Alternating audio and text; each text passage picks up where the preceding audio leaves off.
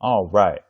ESBC has provided us with release date therapy with a simple act, and that's having committed boxing-minded content creators to grace their studios and try out the game. It's a fantastic idea and gesture by them. And as we wait for a future release date, I know the community is throwing so many questions at the selected creators that are participating in the event.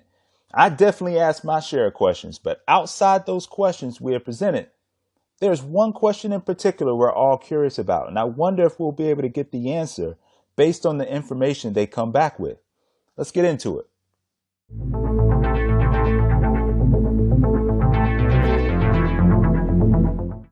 First and foremost, congrats to Boxing Fanatico, King Juice, Coach's Corner, Study, Concept Reese, and Showbiz the Adult on being selected to participate in the event.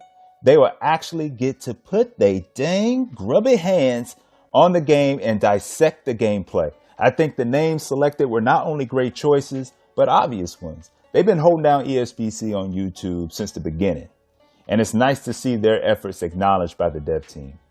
Now, they got some serious work ahead of them, and I'm setting my expectations high and keeping them there, and you should too, because you got to think, once they get back, we'll be able to hear all kinds of details about the gameplay. For instance, for the first time, we'll be able to hear about the referee's interaction. Is the ref too much of a distraction in any way? Does the ref over interfere? Does the ref ever get in a fighter's way, etc.? They'll be able to let us know how the corner interactions are, since that will be gameplay specific. So I can't wait to hear all of that.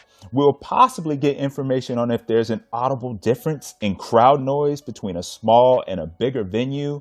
Maybe we can even get more details on the crowd itself during gameplay, because I want to know just how dynamic the crowd noise will be.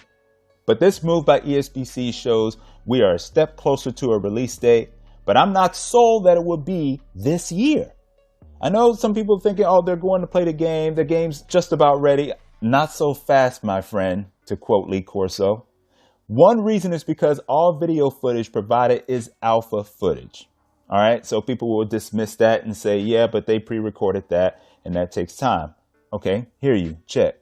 I do believe that's old footage, so it is quite possible the creators will be playing a beta version. So as we know, beta is closer to the final product. But from what I know, a game stays in beta for 3 to 6 months. Even then, that's just a standard time frame to go by. It doesn't mean it's going to be at most 6 months and then the game's going to come out. Case in point, just hear me out here. I played the beta for Crossfire X on Xbox in June of 2020. June of 2020. And you know when that game released? In 2022.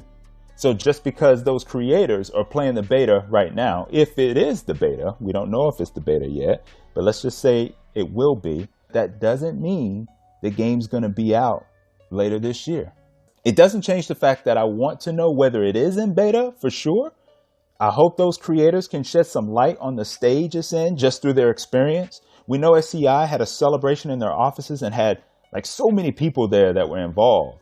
I heard someone say it was a celebration of their anniversary, but I don't quite buy that. I don't remember a celebration last year, and to have some of the fighters there and Empire Pro Tape folks, Ty Grisham, Fight Connect, it seems to me they were celebrating a monumental occasion or milestone in the process of the game. I mean, is it possible that we could get a beta the weekend before or even the week of Canelo Bivol? Think about that. That would be a great time to highlight the game. They could even do it for Shakur Stevenson versus Oscar Valdez. But I think Canelo Bivol is a bigger occasion because Canelo moves the needle, period. Now, if they announced they were able to get things figured out with Amanda Serrano and get her signed, I do think releasing a beta where you can play out Taylor versus Serrano and Stevenson versus Valdez, that would be fire. Fire. That way people can get their hands on the men and the women and compare and contrast. But if it doesn't work out, I happily settle for a beta with Canelo Bivol. I hope we can somehow make out that they played the beta version of the game, because if they did play the beta, that's a good sign. And hopefully we will have a chance to get our hands on an open beta prior to the release.